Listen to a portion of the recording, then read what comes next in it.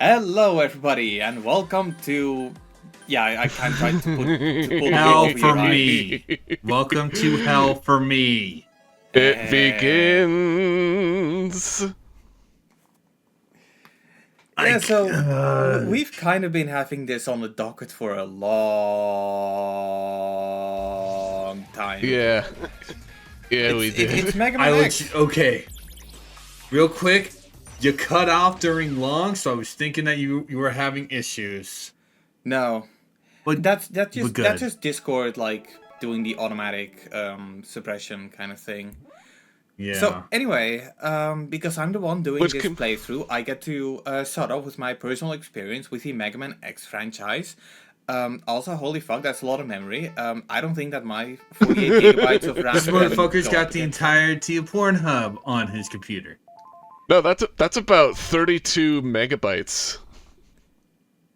That's the entirety of Pornhub. But yeah, my opinion on the Mega Man X franchise, I'm a bit indifferent about it. Not because I think the games are necessarily any bad, but the biggest problem I have with Mega Man X is not exactly... It's not immediately the games, though there are absolutely some problems with some of the games. The first one is kind of alright. It's a community. It's a community that I have the biggest problem with. But the Mega Man X community is probably one of the most gatekeeping communities out there. You cannot complain about this game because all they're going to say is skill issue. And I think at the moment you make that argument, you by default have lost the argument. So anyway, I don't want to like make this whole playthrough about that. So what I've done is a pretty fitting punishment. I made sure that no true Mega Man X fan will watch this video because I used the wrong filtering. Because guess what? Correction. It is stretched out and it's smoothed. Correction. Videos. Yeah, alright. For the record, the rest of the series will be done by me, someone who actually grew up with these games. I'm just... Victor kind of did a little hissy fit about someone taking over entire series, which is why Nate is going to be doing... Me and Nate are jumping between Ratchet and Clank every 2 games, which I don't mind because he did ask that ahead of time. Hell yeah. Oh, I thought for a second you were talking about him taking Crash Bandicoot 2. As for this game, I'm just here to eat a fuckload of popcorn. And get laugh at me getting basically upset at this place. No, I'm gonna laugh at that, but also Victor's like skill Right. at the same time. Victor, this is after you've played through X4. Why are you not charging? Because he Why are touched you not himself at charging night. the Buster? Oh my god. I'm gonna try to control myself for that, but it's like, It begins. motherfucker, charge your Buster. No. Charge your goddamn Buster. No. You do play a lot like Aaron Hansen. Actually, not even. As a compliment. Anyway, so I kind of already talked about the graphical options that you got, but to give the game credit, if you put on the CRT filter and you set it to pixel perfect mode, it actually looks really good on 4K OLED TVs. I played this on my, I played a collection on my LG OLED a couple of times, and holy fuck, it looks like so good. It looks like it's supposed to look. And I know that a lot of like CRT fanatics will tell you it's not the case. Shut up. For me, it looks good. Okay, it looks good. I think the game looks good. And The only problem is that there's purists out there that think it's not as good. And most importantly, I don't really care for using CRT filters. If you do, you do. If you don't, you don't. Exactly. Yeah. That's where I stand get on that. And I also will state my groaning. I'm not going to be doing that every time Victor dies, because I still die in this game. I'm going to be groaning at stuff like, not charging the Buster because, god damn it, this is not Mega Man before 4. No, but it is the one I've been playing the most before starting this recording, so yeah. I want that. Although I will give shit if he dies stupidly. Like if he died on that platform, I would have given him shit. But yeah, no, I went ahead and purchased the Mega Man Legacy Collections on Steam, and I haven't played past Mega Man 1 because that is on Steam because he has played past Mega Man X4. Yeah, well that's I think X4 was the one. Yeah, I think 4 was the one you stopped on. Yeah. Right? Yeah, because every other game after 1, I believe, you ended with sending me a picture of the end screen and you flipping it off. Hey, that is objectively funny. That's why this is the only one you're playing. Well, for the channel anyway. It's the most basic one. It's not super difficult. It's still difficult, but the other games the easier ones. Yeah, it's the easiest one. Yeah, and one problem I also have with the Mega Man X franchise is that, you know, Mega Man itself is pretty simple. You know, you do them in any order you want, but there is a like ideal order. And starting with the second game, it gets so complicated in which order you need to play them because they have like these stupid stipulations if you want to like get the best ending or something. And it's starting with X2, like I had to use 2 is the only one with good and bad endings. X2 is the only one with good and bad endings. Right. And even then, it's not really a good and bad ending. And also, yes, before people correct me, what about X5? Yes, X5 does do that too, but that's more spoiler stuff. Yeah. So I'm not getting into that. I still can't believe Sigma pissed on the moon. I know, right? Anyway, here's Zero. Inafune's golden boy, Zero, who was originally supposed to be the main character of this series, but Capcom felt that his design was way too different, so they made Inafune make X. Isn't it also because of like NES limitations? Like you already had blue because of the sky, and if you have to introduce red, it's like an extra color, and the NES fucking implodes or something. Oh no! You're saying that that's on the NES. I don't know if that part's true, but it's compare Zero in this scene to X. Way vastly different. Yeah. I'm also gonna be honest, I don't really like calling him X that much, because he's just Mega Man to me. That's how we have to refer to him. It's how later games refer to him. It's how the Zero series refers to him. Yeah, but I just think it's kind of stupid to, you know, refer to someone with a letter. Put some respect on his name. No, you cannot just you cannot just name something after a letter. Who does something like that? Yes, you can. Pokemon. Obvious joke is obvious. Pokemon. Oh yeah, but we're not playing Pokemon, and I think it's gonna be a very long time until we get to Pokemon, considering the kind of games they are. Yeah. Like, can you even make like a proper playthrough out of it? It really does feel like the kind of thing that it. Yeah, just edit out all the grinding. Yeah, but that's kind of the thing. Because of all the grinding, it feels more of a like stream suitable game.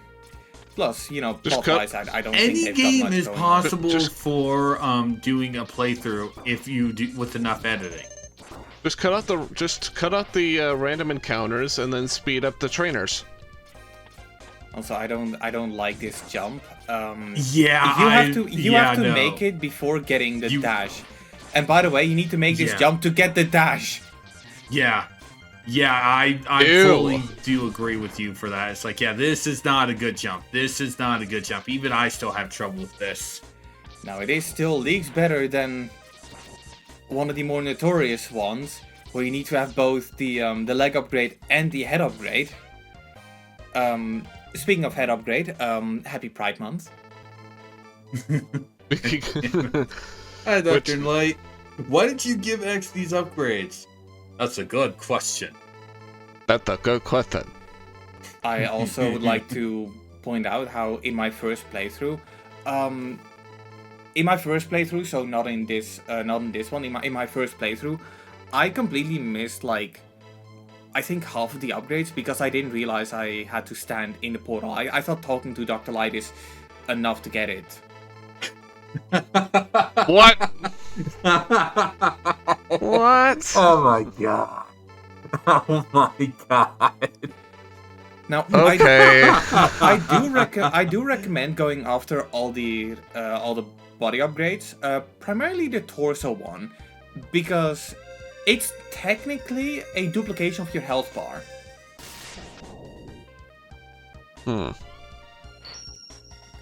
I say technically because it doesn't duplicate your health bar, but you take half damage. And this is the part where the game truly begins. Yeah, yeah. All body upgrades, well, yeah. All body upgrades just increase your defense. Yeah. But each Whoa, what other happened? in the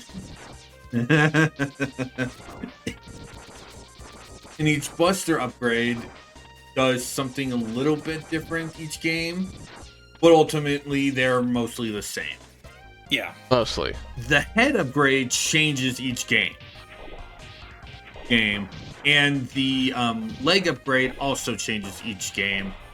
But this is the only one in which the upgrade stays the same throughout the entire series. Because starting in X2, you have the dash ability right from the get-go. Yeah, and a lot of people say that this is because it's a way to like make veteran players naturally make it part of the X series. Because a lot of people say that, you know, they should have just had the leg upgrade, be there from the beginning. No, I feel like it is a pretty smart way to introduce it to veteran players. Yeah. I like I said, I prefer it being on part of X's arsenal in X2 onwards. X1, it's a really good learning mechanic. Yeah. Joe Penguin, aka the easiest boss with the Buster. And that's why all the guys recommend him. Yep. AKA not so happy feet. You know, it's been so long ago since I last watched Happy Feet. Is that movie like any good? It's okay. It's Typical children's movie? Jukebox musical with penguins. Alright. From the guy who directed Mad Max. I forgot about that. Gotta love it when directors have like really interesting repertoires. Yeah. At the same time, a lot of the times you can see it. I mean, I'm surprised you choose to break the ice sculptures. It's part of my strategy. Considering they block the shots, so it's kind of dumb when he does the shots after setting those up. Yeah. Nah, my mindset here is just pretty simple. Just shoot him. Just shoot him. And it's kind of stupid how, like, after being hit once, he immediately goes into, like, invulnerable mode and attack I mean, so do you. Surprised you didn't do Storm Eagle first. The guide said to begin Storm with Eagle. Chill Penguin, so I begin with Chill Penguin. I do the same thing. I do the same thing, too. Because honestly, I want to dash it as soon as possible. And then Storm Eagle. Or Storm Eagle can be last. Well, second to last. I'm trying to remember who I when I did Storm Eagle.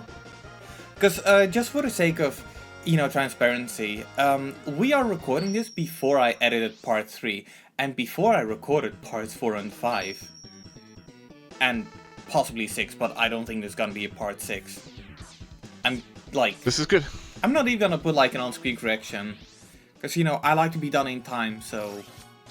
these guys, they can this is vouch gonna for be that. Gonna be cutting it close. Yeah. Really? But at least with mine, I had a bunch of Doom. It had a bunch of episodes. I do also want to Pre-recorded. mention that I am skipping ahead on some of the selection screens because I'm not good with species.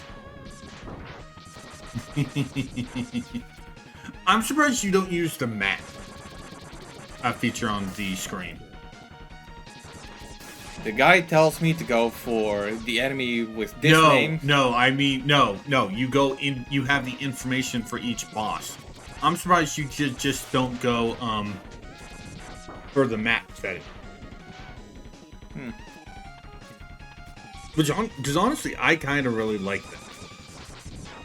It's honestly my favorite of the 3 settings. Yeah. On the subject of things that we really like about this game, the OST for X1 is pretty banging. Yes. Yeah, it is. I don't think this is not my favorite one. I think my favorite one, high mid-stage boss fight who takes way too many shots. Yeah, I also vodka. Before we get back to the No, that's me. Before we get back to the OST talk, this is the reason why you do Storm Eagle second, because it neuters this boss. He does not have the electrified attack. Also, it takes way more damage to the Storm Tornado. Oh, that's the thing, isn't it? When you take down certain bosses, they influence how certain stages go. Yep, it is just in this and X3. And Very Mighty little number in 9. X3. But we don't count that. I showcased Mighty number 9 on my PS4 home screen. If you didn't notice. Yes, we did. We don't talk about that. This is still kind of one of the worst mid-stage bosses in the entire game. Yeah, and you know didn't, I'm gonna be honest. I really wish he had a health bar. Yeah. This is what happens when you don't do Storm Eagle second. Yeah. After Chill Penguin. This is what happens when I follow a bloody guide. No, this is what happens when you follow a guide that isn't really that informative from 14, 16 years ago. Okay, first of all, the IGN guide on this game is pretty recent. Second of all... IGN, oh god. Oh, what the fuck would you do that? Why would you do that to yourself? Look, I don't mind the guide, it helped me complete the game. Well, I haven't completed the game yet, technically, but, in the future sense, I completed the game. I mean, I completed the game before, so I can complete it again. Yeah. Uh-huh. So, you wanna know how long I did up on this one? Oh yeah, I should also 20 minutes. I should also make this clear. Heart upgrades. You collect them, and your health bar becomes a little bit bigger. Yep. Or There are eight. One in each stage. Some stages you do need to in fact return to. Huh, not bad. That's actually not that bad. I had that was training. real time, right? Yeah, Hey, that wait, was real time, right? yeah. Nice. Hey, wait, where's all the roasting? Look, that's one of the more annoying heart containers to get. Okay, so I'll give him credit when credit is due. It's not the Yeah, I most know. annoying though. Yeah. I'm just saying, well, where's the funny? Also to add to the fact that me going, why don't you charge? Charge shot is powerful. Charge shot will one-shot a lot of enemies. Yeah. I mean, if it's really that important, the game should just charge my shots automatically. Oh, hi, Mega Man X4.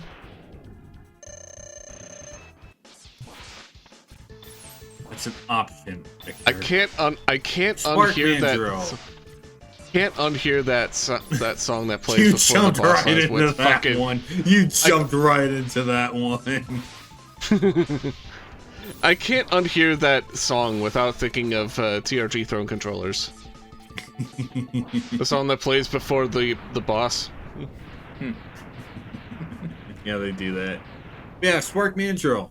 Shotgun Ice completely neuters him because it just immobilizes him long enough. Yep. Thanks, Chill Penguin. Thank you very much. But yeah, we did interrupt the full conversation to talk about the mid-boss. OST. Yeah, It's one of the best OSTs on the Super Nintendo. it's pretty cool. I'm more partial to X2s. X2s and X3s. Yeah. But we will get to those when I play those games. Well, the X trilogy on Super Nintendo OST more Yeah. is fantastic. Yeah. I don't know, like, I kind of have a soft spot for the pre-CD music craze in video games. Because those kinds of music, those kinds of soundtracks were made with limitations in mind, but they made the best of those limitations. It's why two of my favorite sound chips in all of gaming are the Super Nintendos and the PlayStations. Because they are limited, but when you get people that can in fact do the limitality stuff, yeah, you get some really good bangers. Yeah, because I'm gonna be honest. All Go on. all the instruments were all made with MIDI. Yep. Yeah, and nowadays I kind of feel like we are still playing, like, we haven't really moved on a lot since the PlayStation 3 in terms of like how high quality music can be. I still feel like Cool Edge Knight from Sonic Unleashed is a perfect example of this. Because if you have like high quality headphones, you can experience that song in a wholly different way. You hear things that, like, back then you could not hear, because back then it's not that sound chips were bad. It's just audio devices were not as good as they are today.